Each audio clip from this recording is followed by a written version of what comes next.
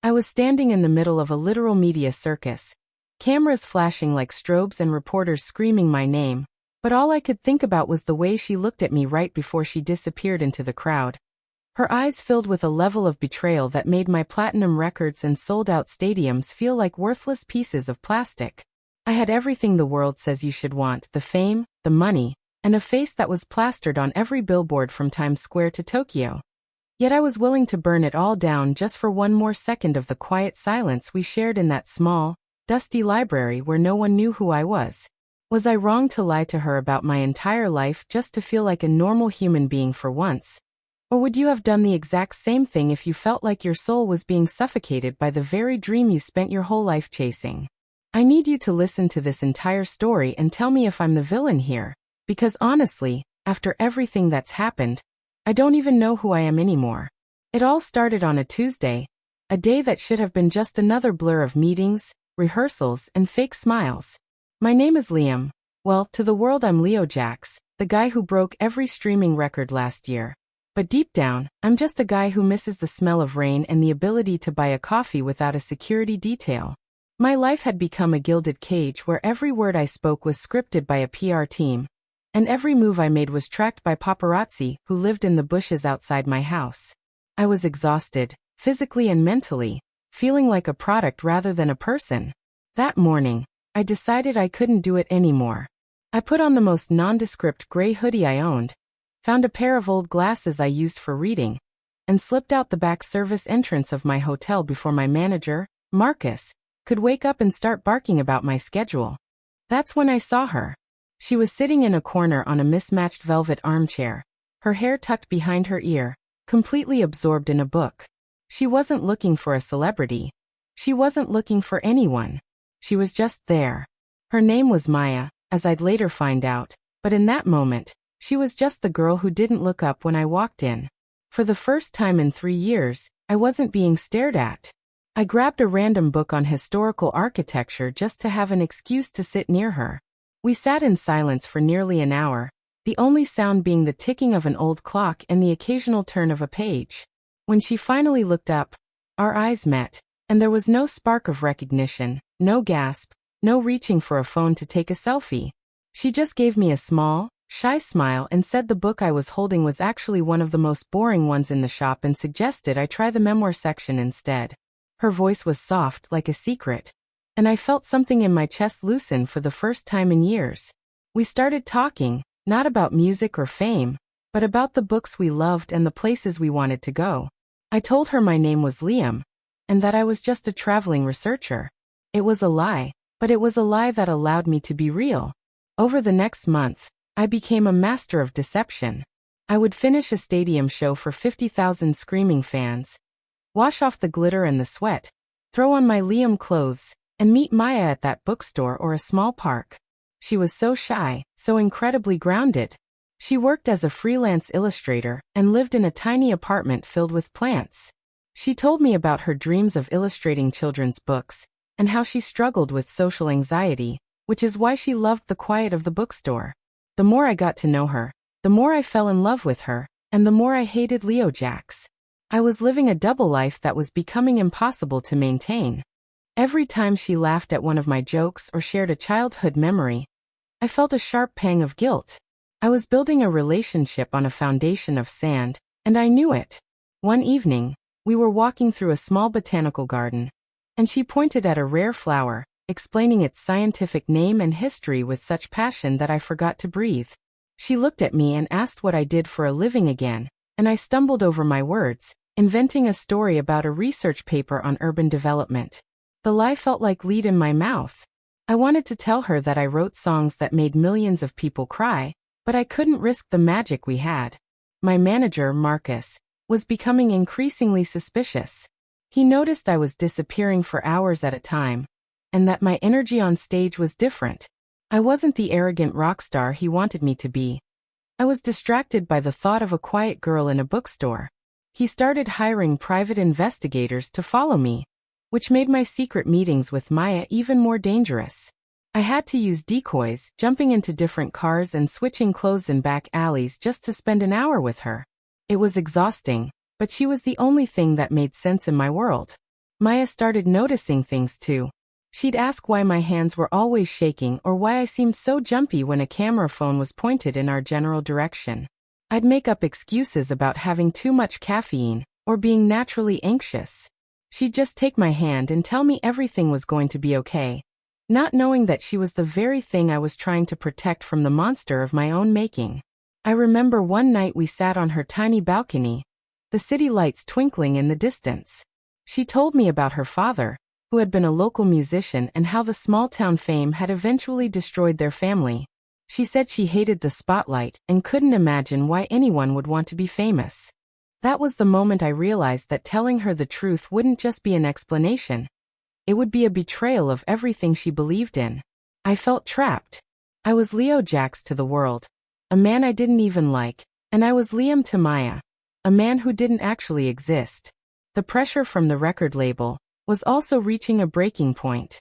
They wanted a new album, a new tour, and a high-profile romance with a famous actress to boost sales.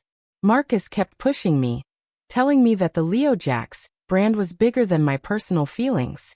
I felt like I was being pulled apart by two different horses. As the weeks went by, the anxiety of the secret became a physical weight in my chest. I would lie awake at night in my 5-star hotel suite, staring at the ceiling and listening to the muffled roar of the city outside, dreading the moment the two halves of my life would collide. I started carrying a ring in my pocket, not because I was ready to propose, but because it represented a promise to myself that I would find a way to make Liam the only person who existed. I began looking into legal loopholes in my contract, trying to find a way to retire without being sued into oblivion. My lawyers told me it was impossible, that I was property of the label for the next 5 years. I felt like a slave in designer clothes. Every time I was with Maya, the contrast became more painful. We would eat cheap pizza on a park bench, and I would feel more satisfied than I ever did at a $1,000 a plate gala. She once drew a sketch of me, not the polished, photoshopped version of Leo Jax, but Liam. She captured the tiredness in my eyes and the small smile I only showed her. She called it the man who is always searching. Little did she know, I had already found what I was looking for, and I was terrified of losing it. The guilt began to manifest in weird ways. I started donating huge sums of money to the bookstore anonymously, hoping to keep her safe haven alive forever. I bought up the ad space on the billboards near her apartment, just so they wouldn't put my face on them. I was trying to curate a world where she would never have to see the celebrity side of me, but the world is a small place when you're a global superstar. One day, a fan recognized me while I was with her. I had to pretend I was a lookalike, leaning into a thick accent I didn't have and acting like a jerk, so they wouldn't want a photo. Maya looked at me with such confusion, wondering why I was being so mean to a stranger. I had to tell her it was a guy I owed money to from my research days. Another lie. Another layer of dirt on my soul. I was becoming a stranger to myself. I would look in the mirror before a show and see a mask. Then I would look at Maya and see a mirror of who I used to be. The mental toll was staggering. I started having nightmares about the paparazzi tearing her apart, of her face being plastered on the dark web, of her losing the one thing she valued most, her peace. I realized that by trying to love her, I was actually endangering her. My very presence was a threat to her sanity. I thought about leaving her, about disappearing back into the fame just to keep her safe, but I couldn't do it. I was selfish. I needed her quiet to survive my noise. As the tour dates approached, the pressure escalated. Marcus had arranged a massive televised event for the album launch, and he was insistent that I should debut my mysterious new love interest. He didn't know it was Maya yet, but he knew I was seeing someone. He kept talking about narrative arcs and audience engagement, treating my personal life like a screenplay. I spent my nights walking the streets of New York, hooded and invisible, wondering how many other people in this city were living a lie. I watched Maya from across the street sometimes, just to see her exist without the weight of my world crushing her. She looked so peaceful when she was sketching by her window. I started writing songs again, but not the pop anthems the label wanted. I wrote about bookstores, about the smell of old paper, and about the fear of being seen. I recorded them on a small tape recorder and hid them under my mattress. They were my only truth. One afternoon, Maya invited me to her apartment for dinner. She had made a simple pasta dish, and we sat on the floor because she didn't have a kitchen table. She told me she had finally gotten a contract to illustrate a book about a lonely star that wanted to be a pebble on a beach. I nearly choked on my wine. It was like she was reading my mind. She asked me if I ever felt like that, like I was too bright for my own good. I wanted to scream. Yes, I am that star. But I just nodded and said that everyone feels a little misplaced sometimes. That night, she fell asleep on my shoulder, and I realized that I couldn't keep this up. The collision was inevitable. I decided that after the album launch, I would disappear. I'd take the money I had saved in offshore accounts, change my name legally, and we'd move to a country where no one knew what a Leo Jax was. I was dreaming of a future built on a lie, which is always the first mistake. I began liquidating assets quietly, selling off my collection of vintage cars and high-end watches through intermediaries. I was preparing for a life of anonymity, but Marcus was 3 steps ahead. He had been monitoring my bank accounts. He knew I was planning a runner. He decided that if I was going to leave, he'd make sure I left in a way that maximized the Leo Jax brand value one last time. He didn't care about my happiness. He cared about the 20% commission he'd lose if I vanished. He started planting stories in the press about my mental instability, preparing the public for a tragic exit or a surprising reveal. I felt the walls closing in. Every interview I did felt like a deposition. Every smile felt like a crack in a dam. I was terrified that one day I would just start screaming in the middle of a live broadcast. Maya noticed my deteriorating state. She thought I was stressed about my research project and offered to help me with my notes. I had to invent an entire fake thesis on the spot just to keep the charade going. I was a professional liar at this point, and I hated myself for how good I had become at it. The day of the album launch arrived, and the air was thick with tension. I was in my dressing room, staring at the Leo Jax outfit, a leather jacket worth more than Maya's apartment, and I felt like I was looking at a shroud. So that's the situation I was in. I was caught between the love of my life who didn't know who I was, and a career that was threatening to expose my secrets in the most brutal way possible. I had to make a choice. Do I come clean and risk losing her forever, or do I keep the lie going and hope I can find a way out of the spotlight?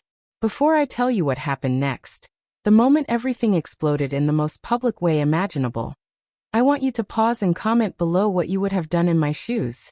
Would you have told her from day one? Or would you have protected that small piece of normalcy for as long as possible? Let me know, because I'm still haunted by my decision. The day it all fell apart started like any other. I had a photo shoot in the morning and a secret lunch date with Maya in the afternoon. Marcus had been unusually quiet that morning, which should have been my first warning sign. He was smiling in a way that made my skin crawl, nodding along to my requests for more private time. I slipped away from the shoot, changed into my Liam gear, and headed to the bookstore. When I arrived, the atmosphere was different. There were more people on the street than usual, and I noticed a few men in suits standing near the entrance with earpieces. My heart started thumping against my ribs. I walked inside and found Maya behind the counter, her hands trembling as she held a smartphone. She was looking at a live stream of the very photo shoot I had just left. The camera had caught me changing in the back of the SUV, and the person filming had captured the transition from Leo to Liam perfectly. The headline on the screen was "The Great Deception, Leo Jax's Secret Life Exposed." She looked at the screen, then at me, then back at the screen. The realization hit her like a physical blow. She didn't scream. She didn't throw anything. She just looked at me with a level of disappointment that made me want to vanish. Before I could say a word, the front door burst open. It wasn't just fans. It was a coordinated swarm of paparazzi. They had been tipped off by Marcus, who wanted to force the brand into a new era. The quiet sanctuary of the bookstore was instantly transformed into a war zone. People were knocking over shelves, rare books were being trampled under designer sneakers, and someone shoved a microphone into Maya's face, asking her if she was a paid escort or a long-term plant. She looked like she was having a panic attack, her eyes darting around for an exit that didn't exist. I tried to shield her with my body, but the flashes were blinding. Marcus appeared in the doorway, flanked by his own security, looking like a king surveying a conquered land. He told the cameras that this was the inspiration for the new album, and that Maya was my muse. It was the ultimate betrayal. He was turning our love into a marketing campaign in real time. I screamed at him to get them out, but he just laughed. Maya looked at me, her eyes brimming with tears, and whispered. Every word was a lie. Every single one. She pushed past me and ran out the back, her small frame disappearing into the gray alleyway, and the security dragged me into the SUV before I could follow, citing contractual safety obligations. For the next week, I was a prisoner. I was kept in a penthouse suite with no internet access and a rotation of guards.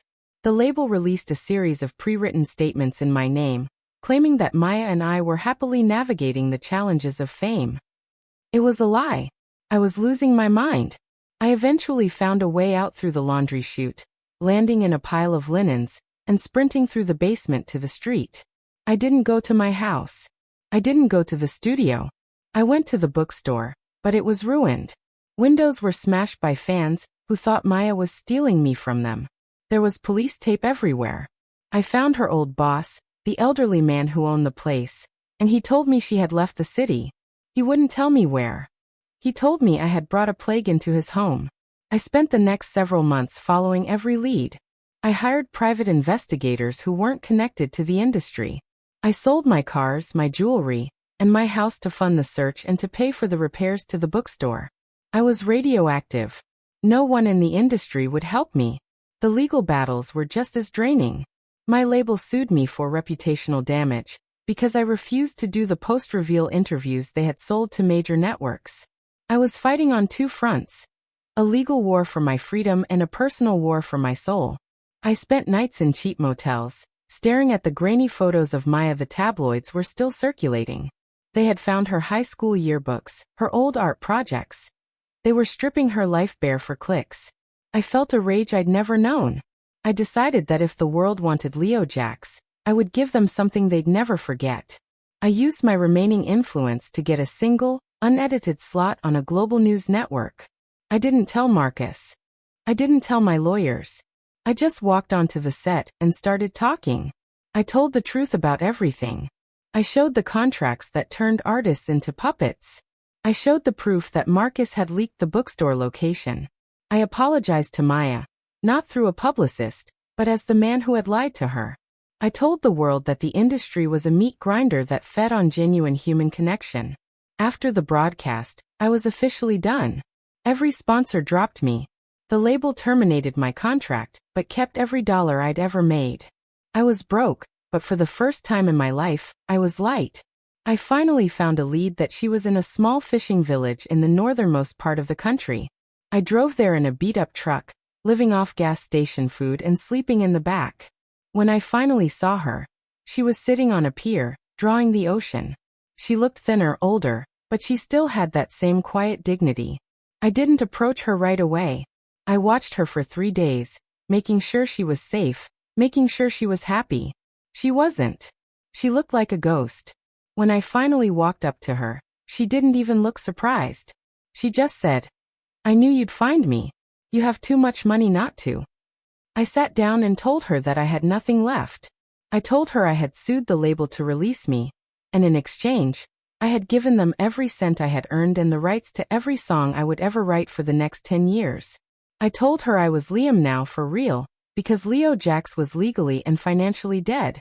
It took another year of living in that village, working as a deckhand on a fishing boat, and proving every single day that I was there for her and not for the story, before she even let me hold her hand. We lived through the harsh winters, the isolation, and the slow process of healing. I learned how to mend nets and how to read the tides. She started teaching art to the local children. We became part of a community that didn't care about Grammys or Billboard charts. One evening, after a particularly long day at sea, we sat on the porch of our small cabin. She handed me a sketchbook. It was filled with drawings of our life in the village. On the last page she had written, "To Liam, the man who finally came home." I cried for the first time in a decade. We live a life now that most people would think is boring. We have a small garden, a few dogs, and a house that needs a new roof. I still write music, but I play it for the waves and for her. I learned that the loudest applause is nothing compared to the sound of someone you love breathing peacefully next to you in the dark. The fame was a monster that I had to kill to save my soul. If you think I made the right choice by giving up everything, the money, the status, the legacy, to save a love that I almost destroyed with my own lies, then let me know. Like this video if you were on my side and believe that the truth is worth more than 1 billion views. Subscribe for more stories like this where we explore the dark side of the dream and the light of reality. And please share your final thoughts on this whole journey in the comments section. I want to know if you think I'm truly redeemed. I'll see you all in the next story.